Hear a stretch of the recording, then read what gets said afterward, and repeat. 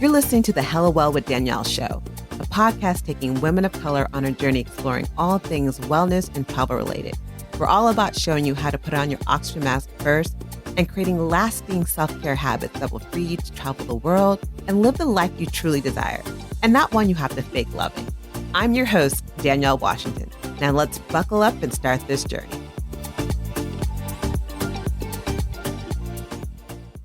Welcome to the Hella Well with Danielle podcast, your weekly mental vacation from the daily grind for busy women of color who are on their healing journey and just may need a moment to pause and pour into themselves. I'm Danielle Washington, and I'm your healing journey tour guide for today. So unless you've been under a rock for several years or you've been doing digital detox for several years, I'm going to bet the farm that you've heard of AI, which is artificial intelligence, because it's everywhere. It's literally, people are talking about it in all these different ways. People are using it to write papers. People are using it for creating these sales funnels. People are using it for absolutely everything. Heck, I even saw recently that there was this AI generated song by Drake and The Weeknd mixed together, which was totally fake, but it was just showing you how, even I've seen AI create artwork. So it's showing you that AI is everything in our life. And as busy women who self-care may often take a backseat to work, family, and other responsibilities, you may know self-care is important, but you may need the extra help. And that's why I feel like AI can come in and be a powerful tool.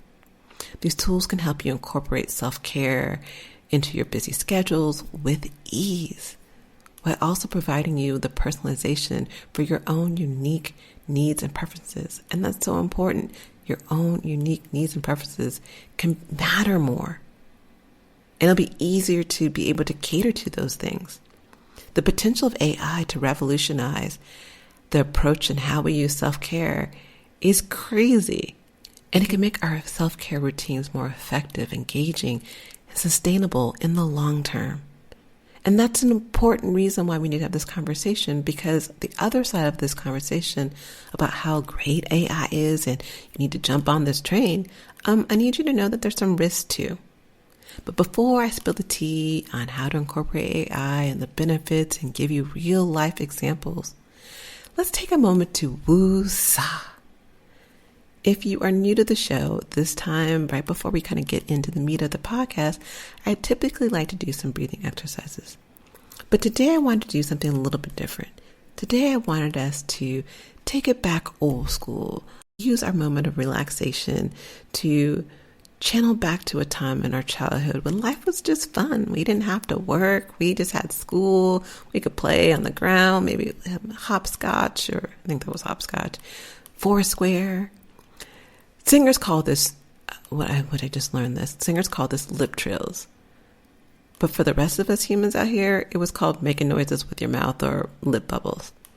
And this is the noise you use to imitate like a toy car or airplane. What you're going to do basically is your mouth is almost closed. Lips are buzzing or flapping together as you make the noise and release air. A little silly, right? Yes, I totally get that. But on the flip side of that is this can help you relax your nervous system. This helps you relax the tension in your face. Singers use it. People who are about to speak, public speakers use it because it helps them relax. And it may bring up some fond memories of your childhood. It may even induce laughter. So in this judgment-free zone, let's give it a try. So I'm going to start doing it as I'm laughing myself right now, just trying to get myself to do it. Okay, so here I'm getting ready. Here we go.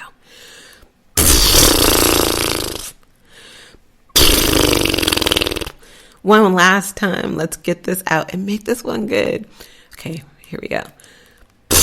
Okay, that wasn't a good one. Let's try again. Okay. Now that we got a little judgment-free fun out the way, let's dive into today's topic. We live in a world where technology is bae, but we also know it's essential to take care of ourselves. So being able to add AI to our self-care can help in so many ways. And if you aren't familiar with actually what is AI, you may know AI stands for artificial intelligence. What that is literally referring to is the use of technology to stimulate human intelligence and decision-making process. And I get that some people are like, oh my God, AI is bad. It's taken over the world. It's bad. We're not having all these different things. Yes, there's some negative sides to AI, but there's some positive things that we need to think about. AI is rapidly evolving the technology world that we live in. It's transforming how we live our lives, including self-care. There are tons and tons and tons of AI tools and apps that can enhance your self-care, that focus in on your mental health, that focus in on your physical fitness, nutrition, sleep, and even chronic disease management. There's one AI app I saw that helps you with your diabetes. I'm like, yo, that is psycho crazy, but that's amazing. If you have diabetes, that's an important thing to maybe look into, because the list is growing how AI is being infused into self-care. So it's mad important to have these types of discussions about these tools and apps and how they are really helpful in our productivity and our efficiency. But it's also important to talk about and be mindful of the fact that this constant exposure to technology can have a negative effect on your, not only your physical, but also on your mental and emotional well-being. So it's really important about finding your balance when it comes to using this technology and your well-being, because your well-being isn't a one-size-fits-all. These AI-powered self-care tools can help you strike that balance between technology and well-being by providing you personalized support, convenience, and accessibility. But you got to find the balance that works for you. And there are hella benefits to using AI-powered self-care tools. For instance, it can help you personalize your self-care practices, making them more effective, which by analyzing your health history, your behaviors, and your goals. It can provide you with real-time feedback and insights into your health status, your progress, some challenges you may be having, helping us stay motivated and accountable. Like, I don't know about you, but accountability and having something help me with that's not another person. I kind of like the idea of that. And also can help us be just more informed on our health journey.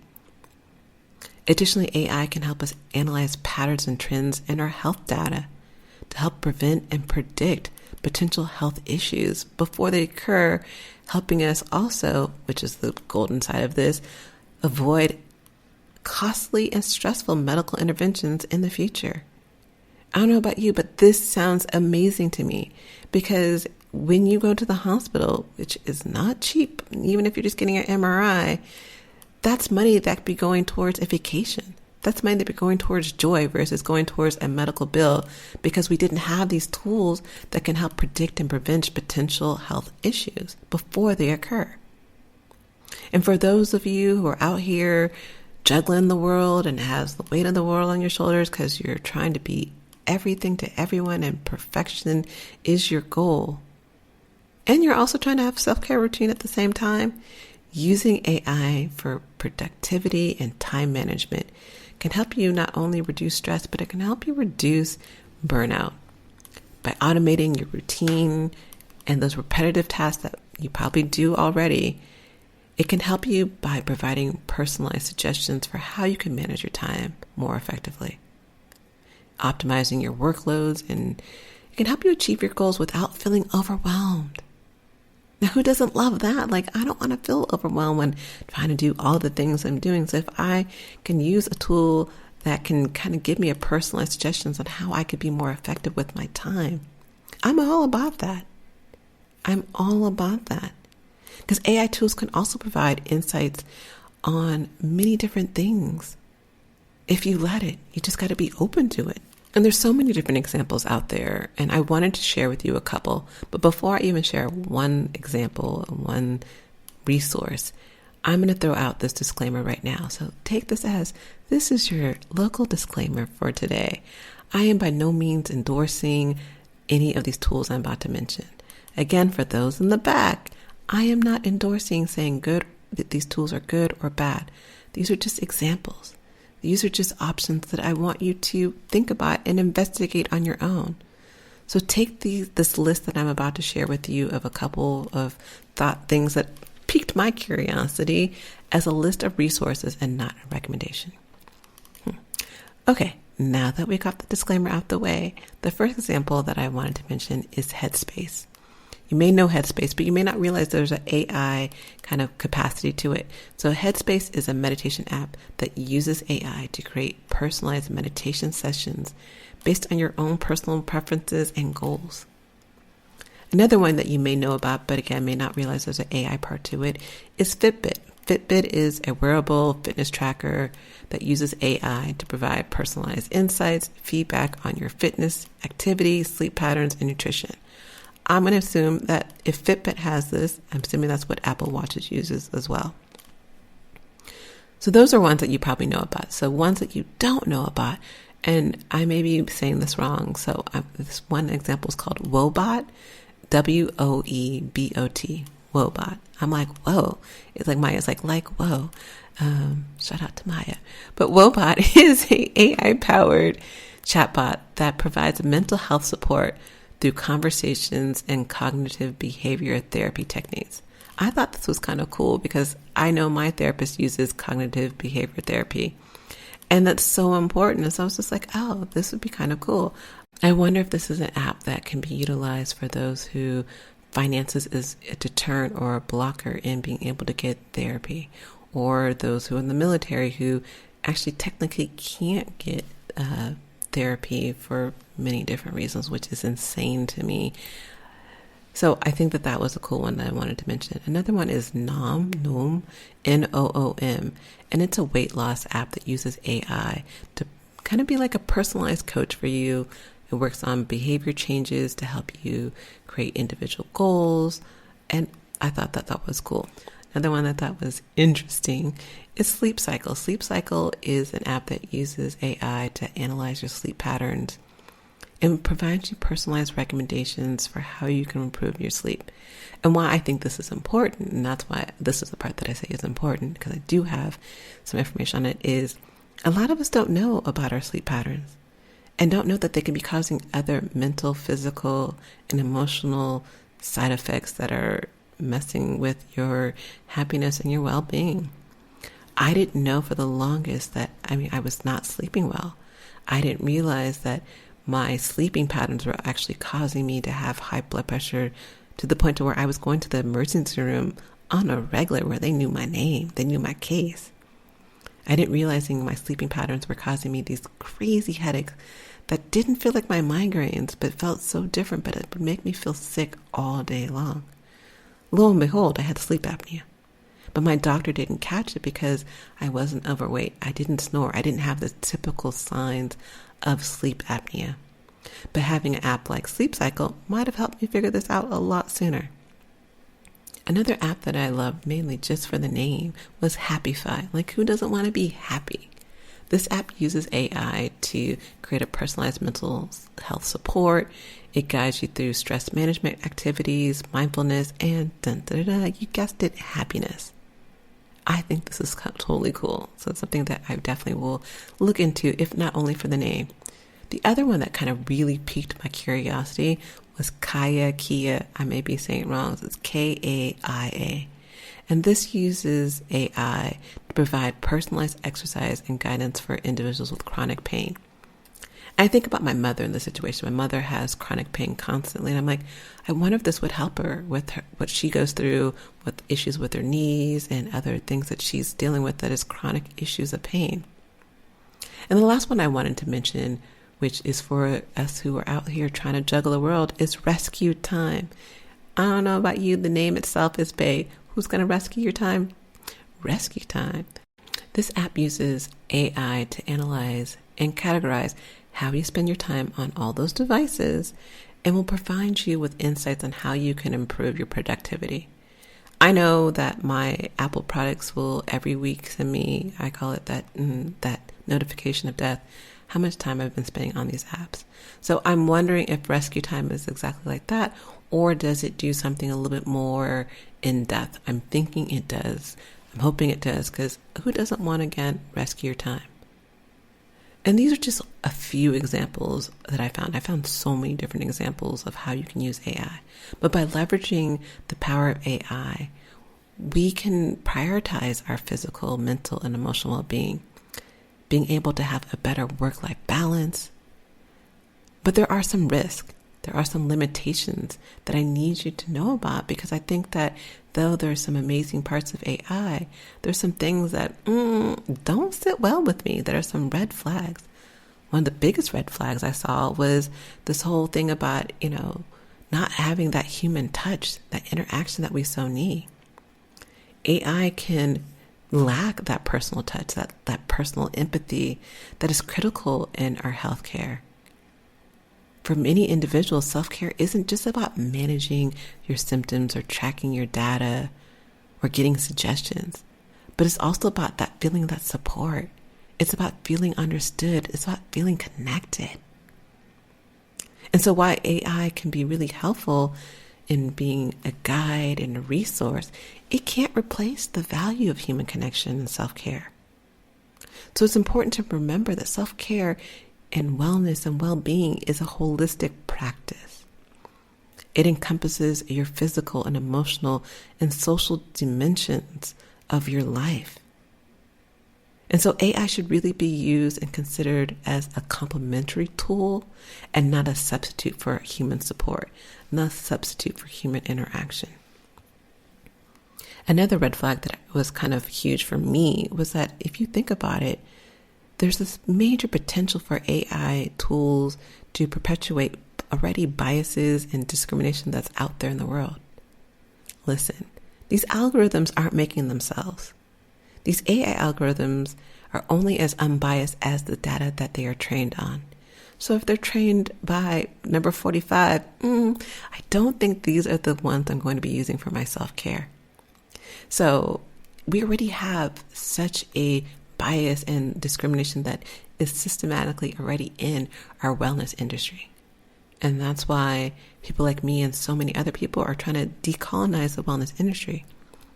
But if you have these same biases that are prevalent in the wellness industry today, training these AI apps and tools, well, I'm going to say that the output's going to be biased as well. And this is particularly concerning to people in the BIPOC community who have long experienced systematic racism and discrimination in all aspects of their lives. AI is a tool that can potentially exacerbate these issues by not taking into account our unique experiences and needs as a marginalized community. And this is a huge risk and factor that the people who are making these apps, I'm hoping, are listening to something like this and thinking, oh, yeah, we need to make sure that we are taking into account the unique experiences of these different communities. And the other thing about AI that I think people need to be thinking about is making sure that they're prioritizing the privacy and security of these products to protect our sensitive information. I know I was using AI the other day, and I remember looking up something and I wasn't actually using it. I was on a roll of learning about it. And they were talking about not putting personal information in there because that goes into the data it's trained on. So you don't want to have your personal data out there. And so in these products, how are they protecting it? What's the security monitors that they're bringing in? And those are 3 major red flags that as users of AI powered self-care tools and people who are making them, that we all need to be thinking about. The key to all of this is making informed decisions as a user. So research these companies. Do they have good reputations? Read the reviews, consult with your healthcare professionals, and be mindful of biases. Okay, so we talked about the benefits, we talked about some risks, we talked about examples, and let's bring it home and talk about how you can incorporate AI-empowered self-care tools in a mindful and intentional way into your self-care routine. The first way is about creating clear intentions. Before incorporating any AI-powered tool into your world, decide what is it that you want to achieve. This can help you choose the right products that align with your own personal goals and values. By researching these tools, as I mentioned before, making sure you're choosing your tools mindfully. That will also help you making sure that these tools are aligning with your lifestyle. But also being mindful and intentional about how you use the tools. Use these tools in a way that support your well-being. They're like that Jamba Juice boost. Use them as a boost in your life rather than a substitute for human connection or support. You also want to monitor and adjust as needed. Pay attention to how are you feeling using these tools? How does it make you feel? And if it don't feel right, recognize that this may not be for you, and that's okay. Not all tools are for you. You want to be able to use these tools to balance your self-care. So you want to be able to balance technology use with other forms of self-care. Remember that this is just one small tool in your healing journey toolkit to consider. You need to find your balance between stuff like this and other self-care practices like taking a walk in nature, meditating, yoga, connecting with other loved ones, Reiki, sound healing, and whatever else works for you. The key is figuring out what works for you and using that, creating your own personalized, unique self-care routine and self-care healing journey toolkit. By incorporating AI into your self-care in a mindful and intentional way, these technologies can really be a game changer in the way that feels authentic and in line with you, that connects with your unique needs and preferences. So I encourage you just to be open to exploring them. I encourage you to be open to seeing, maybe this might work for me, but I also encourage you to be very mindful that there are potential risks and limitations behind these tools. So let me know. After listening to this, are you more open to the ideal of utilizing AI-powered self-care tools? And if you're already using them, give us some recommendation. Please share what's working. What do you love? And I can share it with the community. Y'all, the world is changing. The world is changing out there. But what's not changing out there is our need to make our self-care a priority.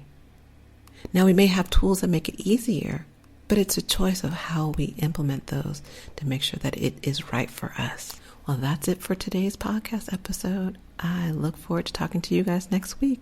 Ciao.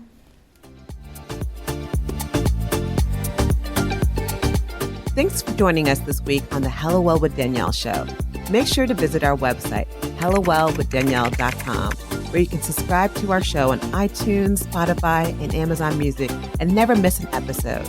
Also, you can follow us on social media at Hello Well with Danielle on Facebook and Instagram, and Hello Well Danny on Twitter.